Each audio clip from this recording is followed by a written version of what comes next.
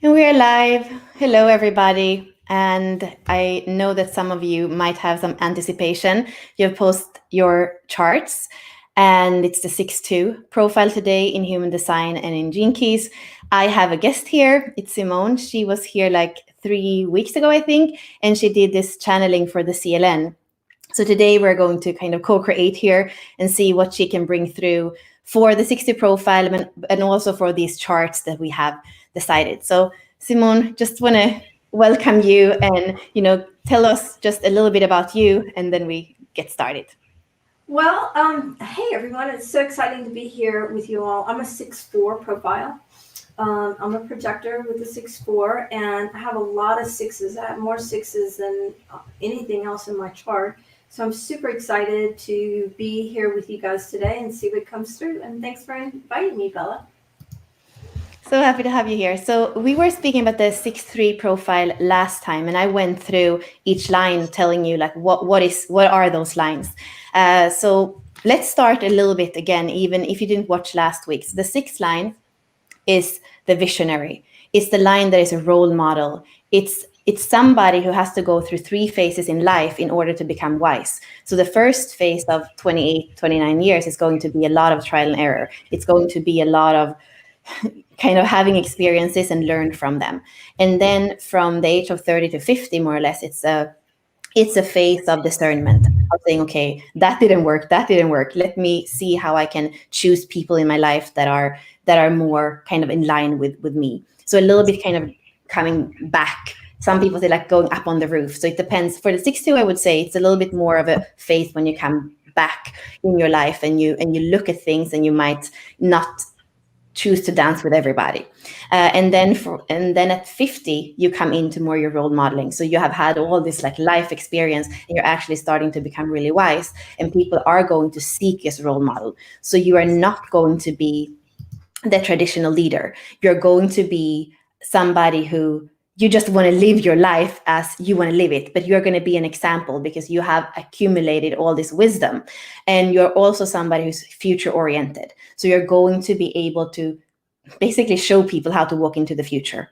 So this is a big responsibility, we could say. What can happen on this shadow side is that you become disappointed at life and the world the way it is right now, and you kind of resign to this life, and you could become a bit judgmental, a bit kind of just not engaging in life completely. Maybe you engage more from like a mental viewpoint that you kind of see what people do, but you don't want to dip your toe in again. So it's this not fully being here in your body. Maybe you kind of resign even your sexuality and these kinds of things that you feel like are too messy or too human. So it's so important for the 6th line to dare to be human and to dare to say it's worth it even if it's not perfect, and it's worth it because I know we're going to evolve. It's important for you as well to not compromise, especially the people around you, but to surround yourself with people that are having a vision too, maybe not exactly the same, but a vision that is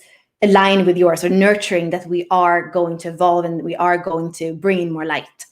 And Simone, do you want to add, because you, like you said, you have a lot of 6 lines, do you want to add something about the 6th line?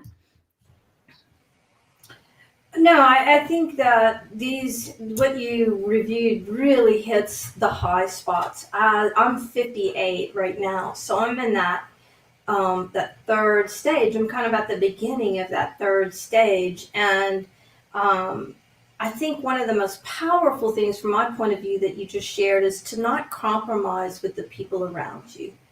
And if you feel like you're compromising, really go into yourself. And is it a place that you're not able to receive of yourself?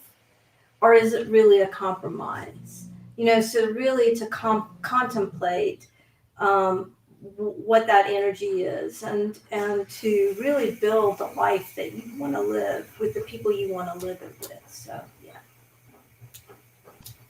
Thank you. So let's go into the 2nd line. So this is something we haven't spoken about yet, because last time it was the 6th line and the 3rd line. So the 2nd line, if we think about chakras, the 2nd line is the sacral chakra. Oh, what happened? I can't see Simone anymore. Simone, are you still here? Anyway, So the second line is the second chakra. It's about sacral energy. It's about saying yes to life from that place of sensuality, from that place of movement. You're back. um, and to really flow with life. You are somebody natural. You're somebody you could say you're a dancer. You are somebody who are here to be natural and at ease with who you are. And you are not somebody who's like specifically like wanting to prove things or wanting to have scientific, like you kind of like to have hope that everything is going to be okay and go about that life in that more artistic way, in more of the flowy way. And a little bit here of what can be the downfall is that when you are in a relationship with somebody, if it's not that ease and that naturalness, you might think it's the other person. You might kind of deny you're part of it and says, I'm disappointed at you.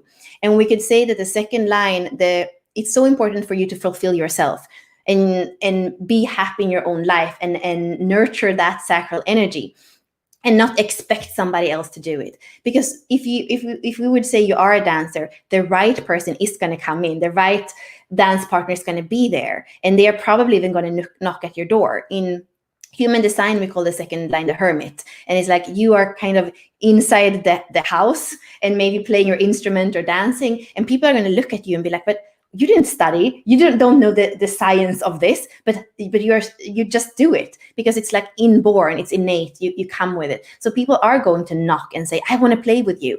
And it's so important for you as a second line to say, yeah, you are my dance partner, and not to be like, okay, let's see if we can do a tango here, but the other person is kind of doing another dance. That would like kind of kill that flow in your sacral energy and make it like the juiciness of life wouldn't be there. And juiciness is a really good word because this is also about merging with the other and being able in that sensuality, in the sexuality, to have the other person. So the second line is like 1 + 1. So when you're able to mirror yourself in the other and also get to know yourself better, because when you go about your own life, it's almost like it's so much in flow, so you don't really stop and question things. But with that other person, you have the mirror. And if you have the courage to see yourself, you can learn about yourself, you can learn about the other, and you can have that feeling like the marriage of two becoming one. And that's really important for the second line.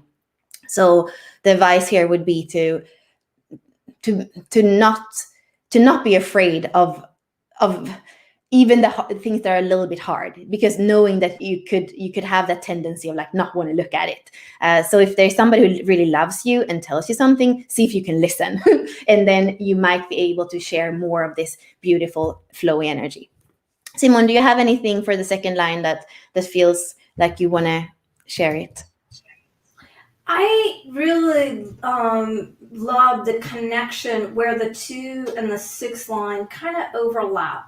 And that's from my point of view, energetically, when you were talking, the energy kind of went into that Visca Pisces when you talked about how a second line really is here to fulfill the self and nurture that sacral energy. And when you look to someone else to fulfill you, it doesn't feel right. And that really having the courage to look at, if you're feeling unfulfilled, like to look inside yourself. And that really ties to the 6 line person of don't compromise with the people you're here with, but then really have the courage to contemplate who's in your life and why, and are you really truly fully receiving the people in your life, or is there a place for you to contemplate yourself? So I think there's this little sweet spot between those two. And if we think about the 6 line having all the other lines in them, it makes sense that there's a little sweet spot with each one that kind of overlaps. So thank you. Yeah, so let's go into the charts. And even if it's not your chart, I'm going to still focus on the 6-2 profile. So if you have a 6-2 profile, especially when we go into the Jinky charts, you're going to feel like it has to do with your life purpose.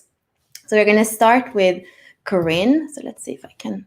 It's a little bit small for you guys, but I guess. So here we have a 6-2 profile, and how you see that is that in the green spheres, we're going to have a .6 in life's work and evolution, and then a dot or 0.2 in the radiance and the purpose. So the way that you look at the profile is always looking at the green spheres and see what's after the comma. That's how you know your profile.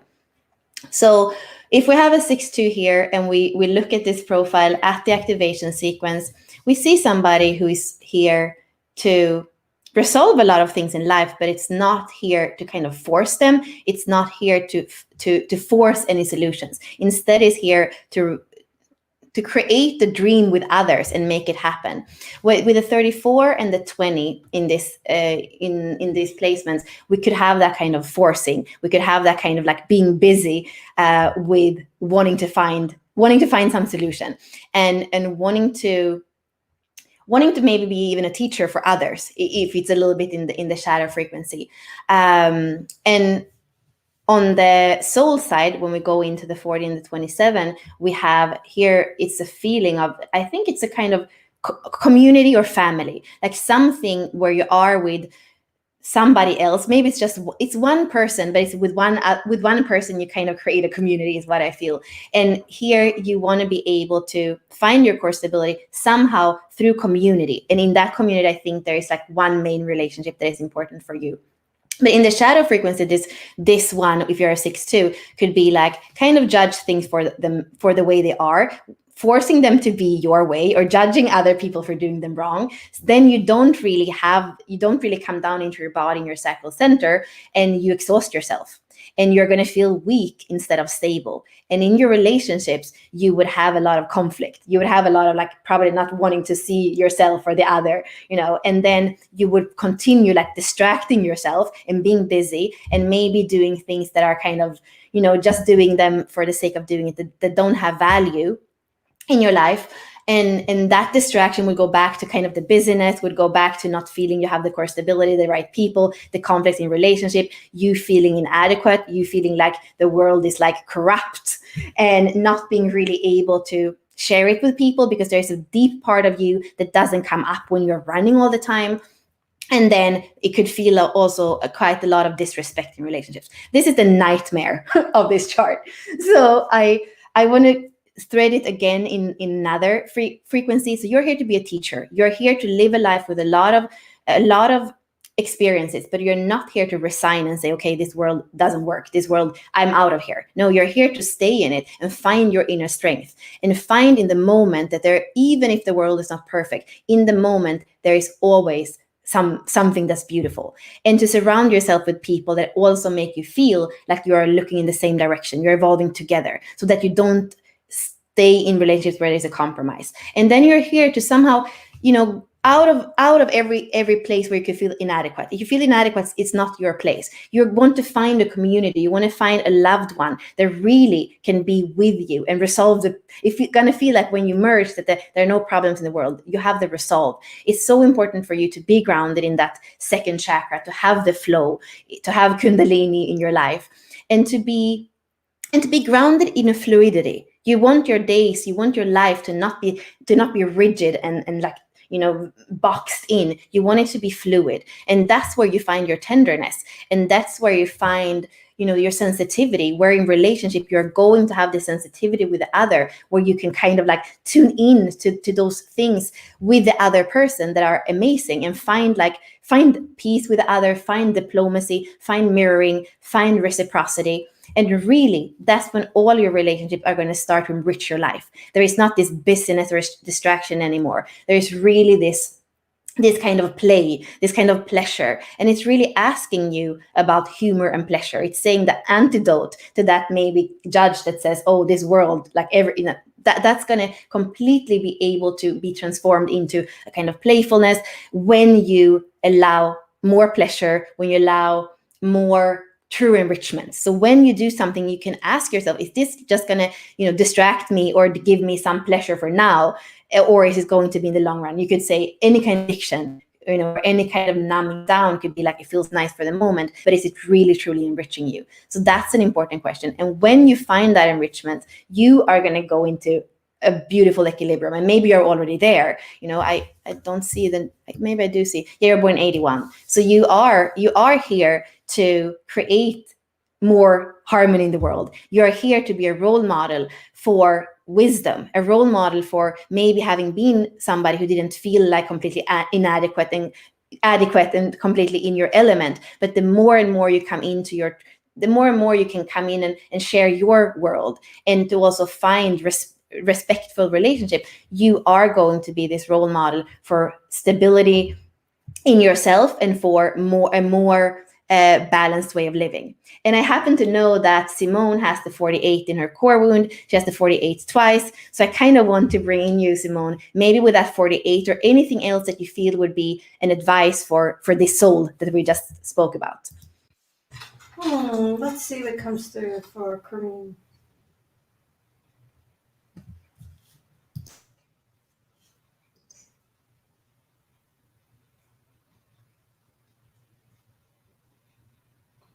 So what comes through is that I see it as a picture first, and that if the circle were the heart, and a big part of the heart is really open, and there's a lot of light coming through. So all of this over here, there's like all this light. It's actually like this in my screen. The video flips it. So there's all this light coming in, and there's a part of your heart that you haven't even explored yet that is still waiting to be unveiled for you. And that exploring the shadow of your heart, the parts of your heart that you haven't uncovered yet, is a really beautiful process.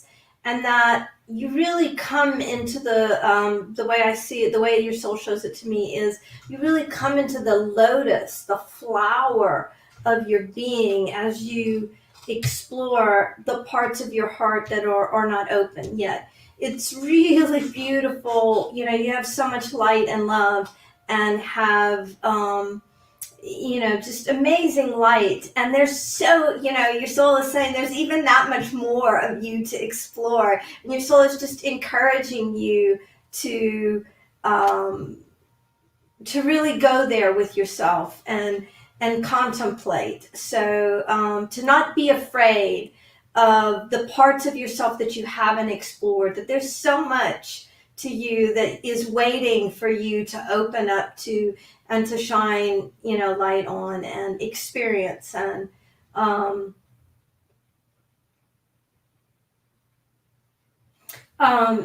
also another message that comes through for you is to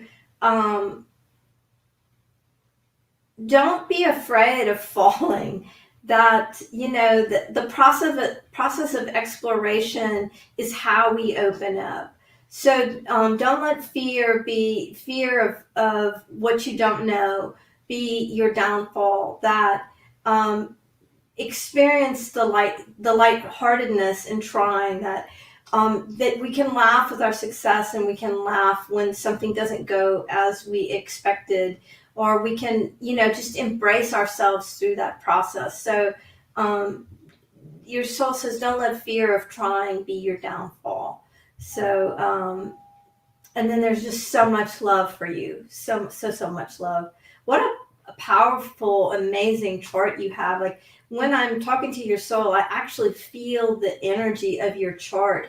And there is so much energy behind it. It feels in my body like a freight train, like imagine a steam engine really wanting to move forward. And I can feel the energy, the power of your chart. So really super beautiful. And thank you for letting me participate and share with you. That helps.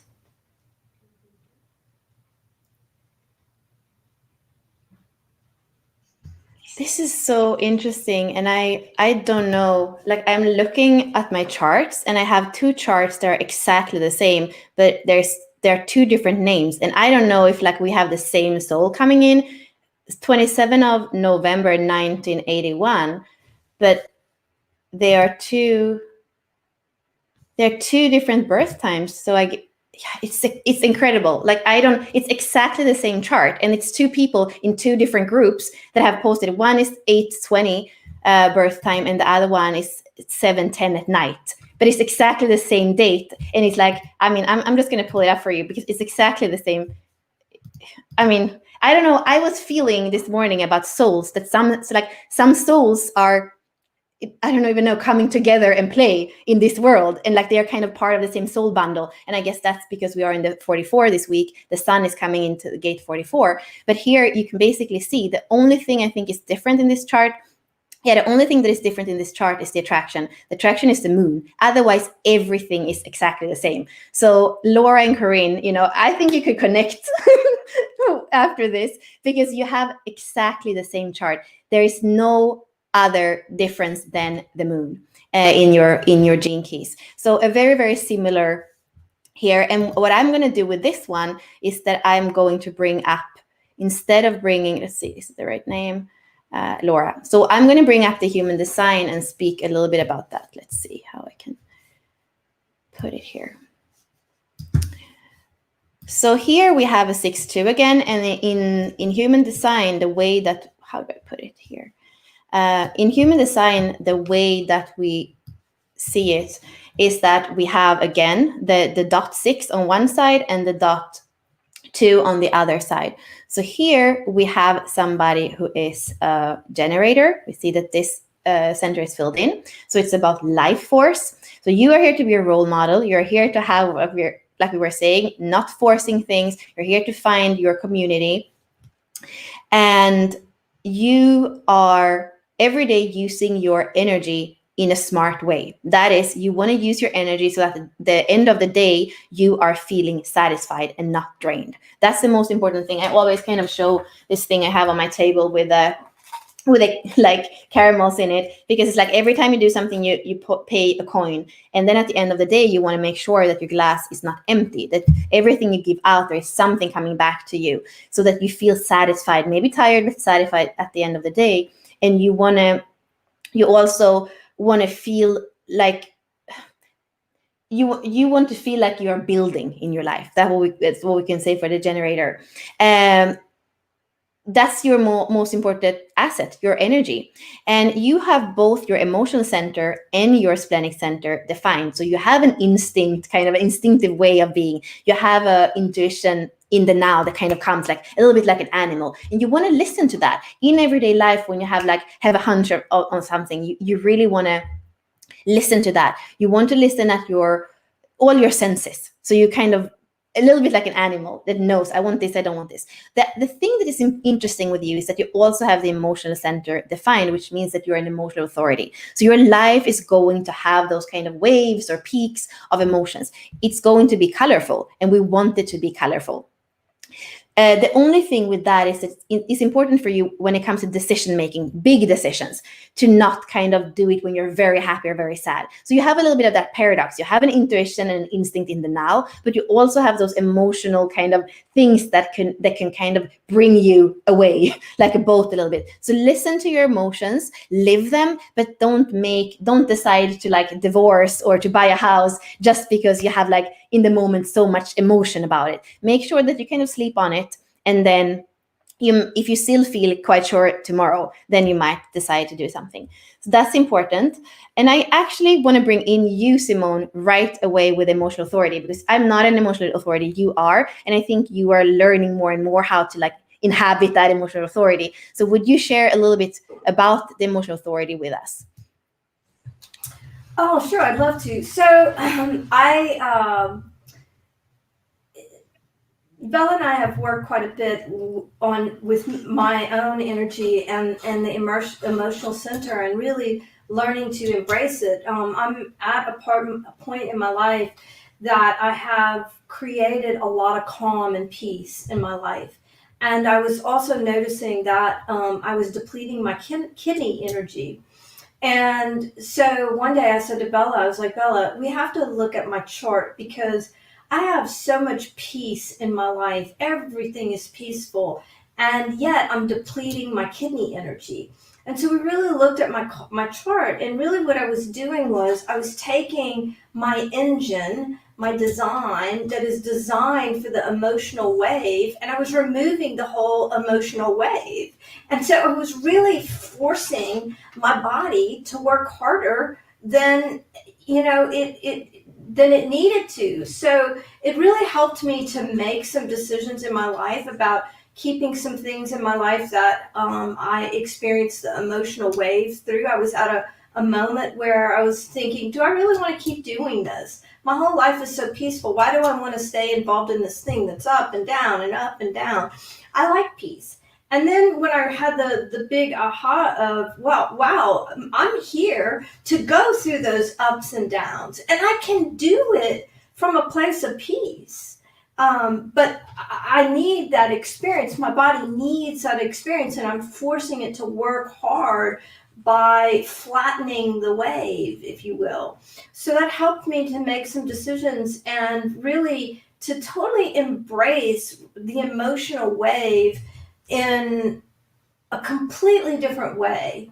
Now I can, I can experience the wave without it depleting me, and really just wiping me out. Or I can experience other people's waves, and I can see, oh, they're in the emotional wave, and I can observe. And if they ask, I can, share, because I'm a projector, I have to wait for the invitation. So if I'm asked, then I can share the wisdom that I have. But if I'm not asked, I'm really now okay with just observing their emotional wave.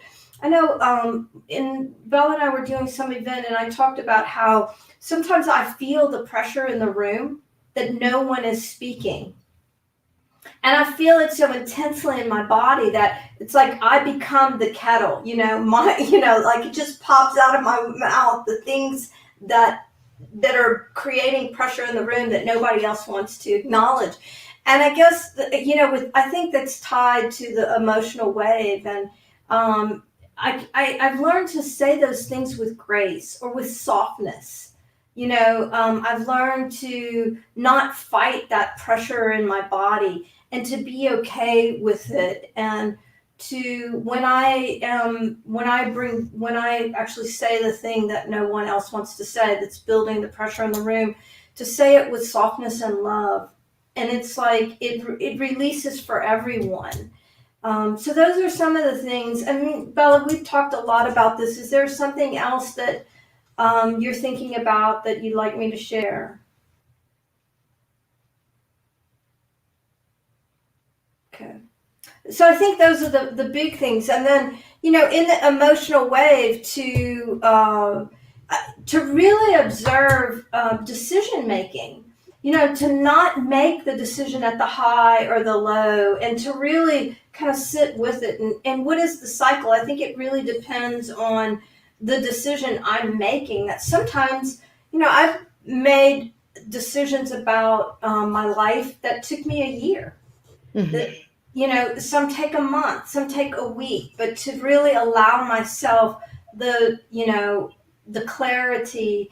And that's something, if you have the emotional wave, when does clarity come? How much clarity will you receive? Will you get more than 70 or 80% clarity? Sometimes I just get a knowing in my body, and I know it's right. But sometimes it takes time to really experience that over time, and wait for it, and waiting for it has the biggest payoff. So I hope that helped you. Yeah, thank you, Simone. And I think that is the most important thing to say that even like complete clarity when you're in an emotional authority might not come, but at least to wait it out and see, yeah, it still feels like a 75, 80%. Yeah, I'll do it. And also allow yourself to be the person who is emotional, because there is something beautiful in that. We say that 50% of humanity is emoting, and the other 50% we're kind of receiving those emotions and becoming wise about them, or like knowing what it feels, but we are not the ones emoting. So it is important that emotional authorities actually not try to suffocate the feelings, but actually feel them. I have a great example of that I would love to share. So I was a college professor for 25 years, and with my students, at one point in my career, my son had a serious car accident, was in ICU, lost his vision. And we went through like 36 surgeries over 2 years. And there I was teaching my classes. And the class that it happened in, I went in and I told my students what happened. And I told them, you're going to have a sub for the rest of the semester so I can take care of my son. But then the following semester, when I came back, this is my own personal stuff. And it's not these students' stuff. And so I would show up for work and I would put my happy face on, because these people are taking a class, they want to learn. And I really shielded the truth in my heart, which, I was going through so much, helping my son to learn to live as a blind man and, going through brain surgeries and, reconstructive surgery. It was tough. And at the end of that first semester, my student that I went back, my students in my evaluations wrote, you always said you were happy to see us or help us, but there was a sadness in you that you weren't recognizing. And when I read that, I knew I had to show up wholeheartedly the next semester. So the next semester, I started the semester and I told the students, I said, hey, this has happened to me. And while I'm so happy to be a part of your learning journey, please know that sometimes I'm sad inside, that I'm juggling a lot in my personal life. And I don't want that to affect your learning journey. And simultaneously, some of you are going to know it's there, that there's a sadness in me, and that I'm going, I'm going through something in my own life that's painful. And that semester, the students, they just so appreciated me. And it was like they knew when we were struggling and they would ask me about it. And I didn't shield them. If they asked me, I told them. And then my youngest son was in Iraq. And he was in the Air Force, and he was sent to Iraq on 2 tours of duty. And I went in and I told him, hey, my son is just sent to a war zone in Iraq. There are going to be days where I might be teary. I remember speaking to my son when a bomb went off, like right by him. And I went to work the next day rattled because after the bomb went off, the line went dead. And I didn't know what was going on with my son. And I went in and right away I told my students, they were adults, and I said to them, hey, this is what happened. I am so happy to be here with you. And simultaneously, I'm worried about my kid. And so please, hold me in all of that. And they did. And then I, even though I had a no phone policy, I told them, I'm going to bring my phone in because if my son calls me from a war zone, I want to take the call. It might be the last time I get to talk to him. I don't know. And they were so behind me. And he did call from a war zone one time. And I said, this is my son. Can we take the call? And they were like, yes. And I'm crying as I teach a college class. And my son is on the phone. And then it was the most beautiful thing. They all asked him questions. And so it became this moment of learning. And so when I, in my life, has fully embraced that emotional wave and been completely transparent and honest with the people in my life, even with students who, they don't know my personal life. They're there to take a class and learn and be on their own journey. But when I was transparent in that emotional wave, they were so with me. So I think, for me, what I've learned over the trajectory is really my come from. Or, I've been places where what was going on, somebody is sharing their writing or something, and it's so powerful, and to allow myself to have the tears, to experience that moment, to give myself permission to be in that emotional wave. Those have been some of the most powerful moments in my life. And I think as an emotional being, when we allow ourselves to have that experience and to be that vulnerable in front of other people, to hold them, that becomes a powerful experience to them. So I really think there's a maturity in kind of going through the emotional wave and really understanding what your come from is. When I'm transparent in my emotional wave and saying, this is why I am like I am right now. I have been so held and so loved and so respected. So that's my little passionate sharing about the emotional wave. And Bella, thanks for prompting that, you know. Yeah, thank you so much, Simone. That's such a beautiful and such a telling story, because that's on the other side for me, being completely open in my emotional center, for example. When people that are emotional don't tell me about it, I can feel it, and it's hard to feel all that, and it amplifies in the open emotional center. So to have that transparency, like, which is a word that you and I always speak about also, Simone, and yeah, to allow the emotions, and then to share it with people. My mom was emotional, and she many times said, "Oh, but I'm not angry." And she thought she wasn't angry because it was so much that she was holding in. But actually, as a child, I could feel all that. So I love your sharing. Thank you. So yeah, I mean, the transparency and courage, right? I think in the emotional, when you have that emotional center, transparency and courage are huge. You know, fearlessness with this is how it is. You know, I can relate to your story of your mother, because I know there have been times in my life where I swallowed anger.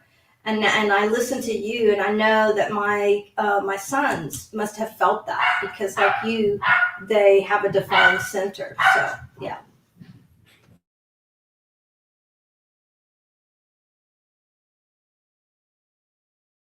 I'm muted. Okay. So I want to point out a couple of more things. In this chart that we had is the very completely open G center. So we have this in this chart, and we actually have another chart that has the same thing. So I think it's Catherine. If you are on, or if you're going to watch this, you can also relate to this. And this is also something that Simone has. Completely open centers for me is when the soul has lived through this in another lifetime, but it came down here to kind of have that, like, the ultimate test. So it's completely open, like I was saying with the open emotional center, it can kind of take in everything in that center that's open. This center is about direction, love, and identity. So here you are taking in everything from, like, what is love, where are we supposed to go, you know, who am I, and all that gets flooded by other people's kind of feelings and thinking about it. So when the center is completely open, you're going to be flooded. You're going to be maybe completely lost, or maybe completely outsource your direction on somebody, or outsource your identity. I'm just going to be this person's, you know, wife, or I'm just going to be a mother. Like, you outsource your identity, and you live a life that's not yours. And this is something with Simone that has it completely open. It's even more accentuated when it's completely open. The beautiful side of it is that when you become wise, you can actually guide others so that they can find their direction, what love is, not when you look outside of yourself and where you're going. So Simone, maybe just a couple of minutes, because I know we have to move on. If you would speak about the completely open G center, and give maybe a little bit of advice, because we have Laura that has it, and Catherine as well, that I'm going to bring up her chart at the same time, and allow you to kind of just speak about your advice for the completely open G center.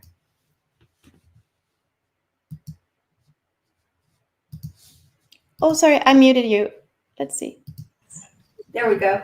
With a completely open G, what I experience is I'm able to see the truth of people's soul. And my son said to me one time, he goes, "Mom, you see everyone with rose-colored glasses, and sometimes people aren't living the vibration that you're seeing." And so it's to have compassion. You know, I've learned to have so much love and compassion, because I see and I feel and I experience the amazing beings, the soul level consciousness of people. And I also know that they're on a journey, and that, you know, maybe they are not, you know, maybe they are, maybe they aren't living that highest vibration that I am able to experience, and to just love them in the moment of wherever they are, and to hold to see the beauty of every person. And it really, you know, is for me to walk softly with other people, and to have just patience, which is my life's work and my attractor, but also, you know, incredible amount of compassion and understanding. And that if I can see people at their highest vibration and just hold them there, I know they'll live it. It's, you know, it's just holding people in the space of love. So I hope that helped. Yeah. Thank you. So yeah, so to summarize, this chart is a generator that both has the emotional beauty of living a life with a lot of feelings and experiences, also together with the instinct and the intuition. You're somebody who's here to kind of go about your own thing, but to not be super busy and like kind of just do it for the sake of distraction, but actually doing it for enrichment. You're here to express you as you in the world, and you're going to have a million ideas, and many of them are going to be things that you actually put out in the world and that you live through. And you have an imagination. You can look into kind of abstract patterns where people don't see anything and you can see something. And so really, I would say, trust your emotions, trust your intuition, and then use that open compass of like love, identity, and direction. And don't let anybody decide those things for you. You are you. You have your way of going, and you're a role model. So you're not here to go and walk in anybody else's footsteps. That's what I would say for you, Laura. And you could also listen to Corinne that we did, because she has basically the same gene keys. So for the gene keys, just look at that. And I want to bring up one last thing, which is the projector. So Simone is a projector, and we have Catherine that has a very open chart. She's a 6-2. And we also have Olga that is a projector. So projector is a non-energy being. So it's important for you. You're role models. You're here to be in flow. It's important for you to think about who you are around and who feels in that energy. That you can be with others and feel like you have a lot of energy, but it's almost like it's their energy. Then when you go home, you can feel super tired because you are running on somebody else's energy. So important to only really engage when there are situations where you're valued, when you feel like people can see you, when people want to listen to you. So you are kind of diamond, you're projectors, you're special, you're here to guide others. So be with people that want to listen to you, that want to kind of take your advice, or at least that want to take your truth. And other than that, it's better to kind of save your energy for when it's really worth it.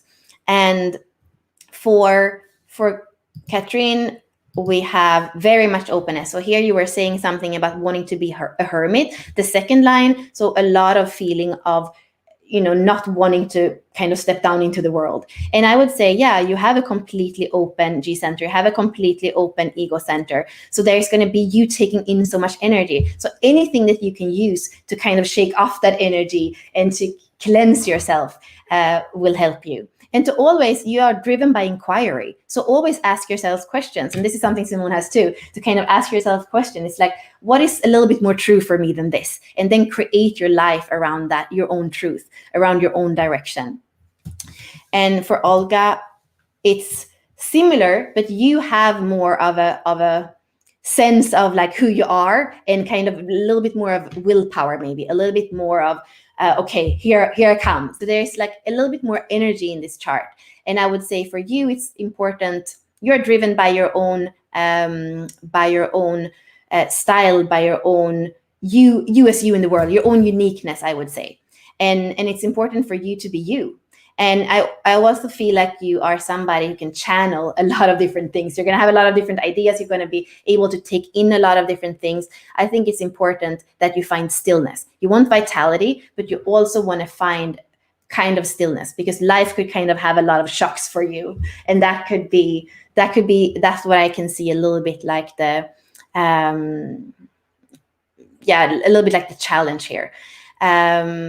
And I don't know, Simone, do you want to give like maybe one word to all, like a little bit to Olga and a little bit to Catherine that are projectors? Do you want to start with one at a time, or how do you want to tune into them? I just wanted to say one thing. I listened to the projector recordings by Raw. And one of the things that helped me the most was he recommends that projectors lie down at the end of the day and watch a movie or read a book for an hour before you want to go to bed. That has helped me so much. Just that protecting that place of stillness at the end of the day. Even if I lie down and watch the sun go down, it doesn't matter. But just that lying down and allowing that stillness for me every day, it really makes a huge difference for me. And let me, we have Catherine and Olga, right?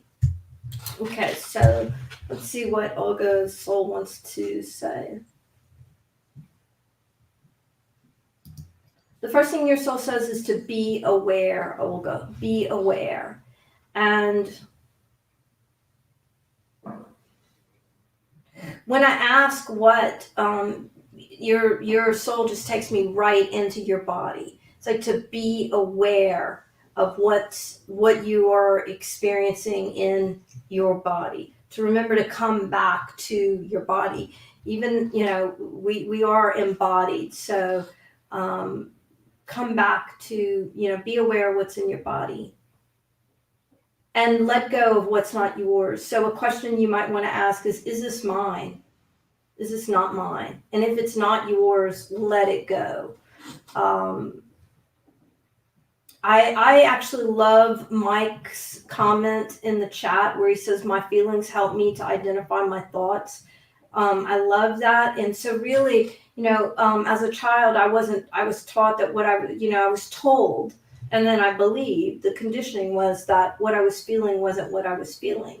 And so that, it took me a long time to really trust my own feelings. So I would say to you, look in your body, trust your own feelings, and let that guide you, because your soul is saying, be aware of what's in your body.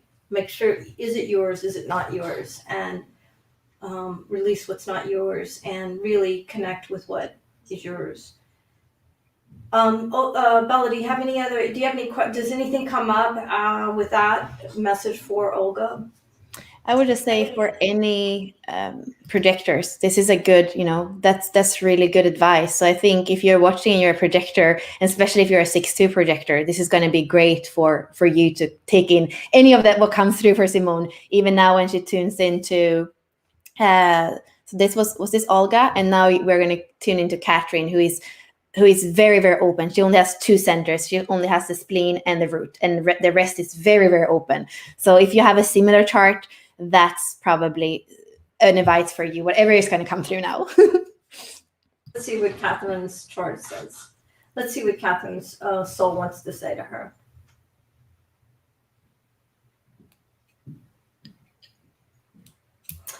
Your soul showed me a lot of energy tied up into your field and said, let go. So it was like, imagine there's a string going through your body, like a shoestring. And on each side, there was a knot. And it's like, untie the knot and let it go. Let the energy flow through you. And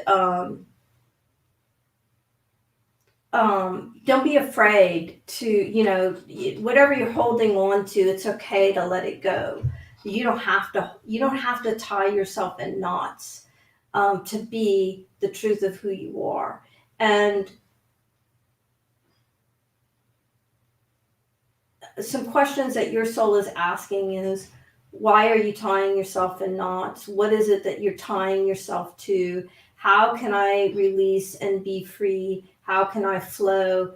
Am I ready to release? What is there for me to release? What am I releasing? To really be aware of, what it is you're actually releasing. And when you let go of everything that you have that's kind of tied up in you, and allow your energy, the energy that's tied up into you, to flow out, you are just so amazing. Like, your energy is so powerful. And when it was showing me your soul was showing me that last image of taking those knots and letting them go and letting the energy flow out, it brought me right back to the comment that I shared from when I listened to the raw tapes on projectors allowing themselves that time at the end of the day to lay flat and release. I felt that, and I felt that in my own body when I lie down and give myself the stillness. I can feel stuff just leaving me. It's effortless. Takes no effort. It's just the desire to let go of what I've collected all day. So that's, Catherine, the big message from your soul. Bella, do you have anything you want to add to that from the chart? I think it's beautiful, and I feel like it's a message for all of us. That's always what happens when you channel. I'm like, I take that in. I take that in. I mean, I have a couple of things that I feel like for today that has to do with living our design. Whether, I mean, it's maybe especially for 6-2, but some of the things that came through today for me is like, feel your feelings. You're here to not push them down, to not say no, I'm not sad. Feel your feelings and see how you can like not react on them, but like feel them. What is it to feel them instead of like acting them out or suppressing them down? And then for the generator and the projector, the 6-2s, you're responding to life. You're doing what you love. You're responding to life. You're not just throwing away your energy and everything. It's like you are a diamond, and your energy is this treasure chest. So you don't want to throw away your energy and everything. You want to do the things that you love, that make you feel valued or make you feel satisfied. And then the whole thing about open center, know what's yours and what not yours. So when you feel maybe emotions, or when you feel like this is the way it has to be, see if that's really yours, or if it's somebody else that is like, if it's in the ether, or if it's something that you were conditioned to know that when you were a child. And really for the 6-2, you're here to become role models. So you're not here to walk in anybody else's footsteps. But it's so important for you that you keep having this beautiful flow and juiciness in life. Because if you just become kind of perfect role models, you're not going to love your life. So if there's one thing I want to give to all the profiles that start with the 6, is to really be human. Come down into the world, play, be in your fluidity, be in your naturalness, be in your play, because then it's going to be balanced. You're not here to be perfect. You're here to be you. You're here to be unique. And that's the whole point with Jinkies and human design. Now we've just like kind of desiccated some charts here, but it's really about differentiation. We're all different. And that's also kind of interesting. We had 2 charts exactly the same, except from one sphere, which was the moon. So there are some of us that have a lot of things in common. And that's also why it is beautiful to bring in Simone and say, oh, you have a completely open G center. You are a projector. You have the 48. Can you talk to that? Because that makes us have the shared experience, or learn from the experience of these things and how the energy moves through us. So yeah, Simone, thank you for coming. Is there anything more that you want to add to today? I'm just so grateful to be here and to get to experience each of you and the magnificence of each of you. Every time I'm invited to look at a chart, with Bella, I'm just so blown away by the beauty of each of your design and your courage to really live it and to share in this, very open format. And so I just thank you for your courage and your transparency and your fearlessness. And I love all of you. Thank you.